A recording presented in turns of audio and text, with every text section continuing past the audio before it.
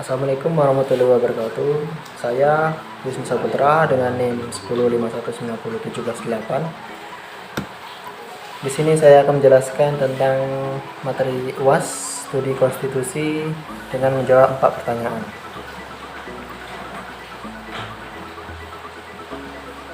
Soal UAS dan jawaban. Yang pertama, jelaskan dan uraikan hakikat konstitusi menurut 3 orang ahli. Menurut I. Dewa Gede Atmaja, konstitusi adalah himpunan norma atau kaidah konstitusi suatu negara yang menyeratkan bahwa konstitusi merupakan kondisi yang berisi norma atau kaidah-kaidah hukum untuk mengoperasionalkan penyelenggaraan kekuasaan negara.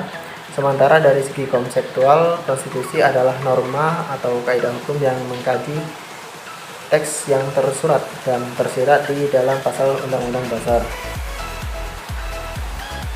Yang kedua, menurut Charles Schmitt, konstitusi dibagi menjadi 3, yakni sebagai dalam arti absolut, di mana konstitusi dianggap sebagai kesatuan organisasi yang mencakup semua bangunan hukum dan organisasi-organisasi di dalam negara. Konstitusi dalam arti relatif, di mana konstitusi dimaksud sebagai penghubung antara kepentingan suatu masyarakat dengan masyarakat lainnya. Konstitusi dalam arti positif, di mana konstitusi dihubungkan mengenai ajaran tentang keputusan. Menurut Kenneth Clayton Ware, konstitusi digunakan dalam 2 pengertian, yakni digunakan untuk menggambarkan keseluruhan sistem ketatanegaraan suatu negara, kumpulan berbagai peraturan yang membentuk dan mengatur dan atau mengarahkan pemerintahan.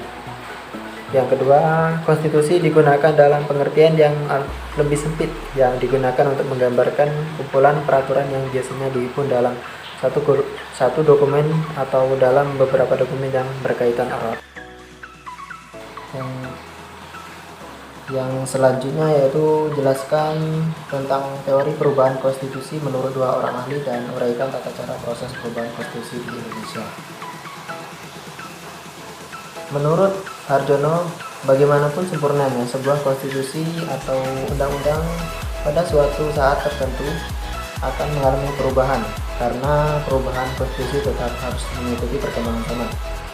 Lebih lanjut, menurut Harjono bahwa perubahan konstitusi dalam arti penggantian juga bisa terjadi dikarenakan adanya pergantian rezim pemerintahan yang menghendaki untuk mengganti konstitusi atau undang-undang dasar atas dasar kepentingan kekuasaannya. Yang kedua, menurut Nikmatul Huda, perubahan konstitusi dipengaruhi oleh seberapa besar badan yang diberikan otoritas melakukan perubahan, memahami tuntutan perubahan, dan seberapa jauh kemauan anggota badan itu melakukan perubahan. Perubahan konstitusi tidak hanya bergantung pada norma perubahan, tetapi lebih ditentukan oleh kelompok elit politik yang memegang suara mayoritas di lembaga yang mempunyai kewenangan melakukan perubahan konstitusi. Lembaga yang mempunyai kewenangan melakukan perubahan harus berhasil membaca arah perubahan yang dikehendaki oleh masyarakat yang diatur secara kenegaraan.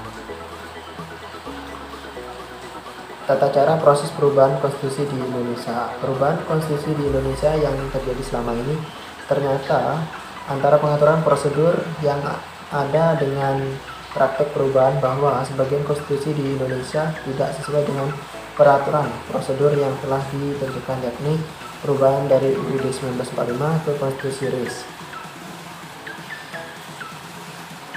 Sedangkan sebagian lagi menunjukkan bahwa perubahan konstitusi di Indonesia sesuai dengan peraturan prosedur yang telah ditentukan, yakni dari Konstitusi RIS ke UUDS 1950 dan dari UUD 1945 dekret ke UUD 1945 amandemen 19 tahun 1999 sampai 2002.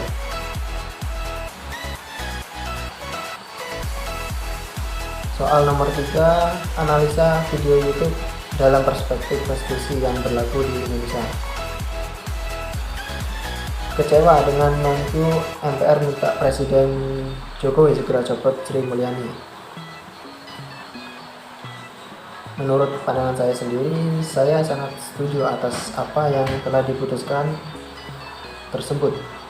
Pemangkasan anggaran bukan hanya fiktif belaka, melainkan pemangkasan anggaran Dewan MPR tersebut digunakan untuk menangani wabah pandemi dan untuk memberikan bantuan kepada masyarakat yang terdampak tersebut. Dan untuk mencopot jabatan Menteri Keuangan Sri Mulyani Indrawati, saya sangat tidak setuju karena kebijakan tersebut telah benar dan Dewan MPR seharusnya mengerti dengan keadaan perekonomian Indonesia saat ini. Soal nomor 4, berikan satu contoh kasus pelanggaran konstitusi yang terjadi di Indonesia, serta berikan penjelasan dan analisa saudara atas kasus yang dimaksud. Saya memilih pelanggaran Omnibus Law UU 11 2020 Cipta Kerja, melanggar konstitusi ini. Menurut saya, dari kasus pelanggaran konstitusi tersebut adalah bahwa UUD tersebut telah melanggar konstitusi itu sendiri. Dalam hal ini, pemerintah cenderung sedikit mengabaikan hak asasi manusia atau HAM, karena negara kita adalah demokrasi dan rakyat adalah raja yang harus memiliki hak untuk didengar. Namun di negara kita pun pelanggaran konstitusi ini masih sering terjadi banyak dampak dari UUD tersebut yang merugikan masyarakat.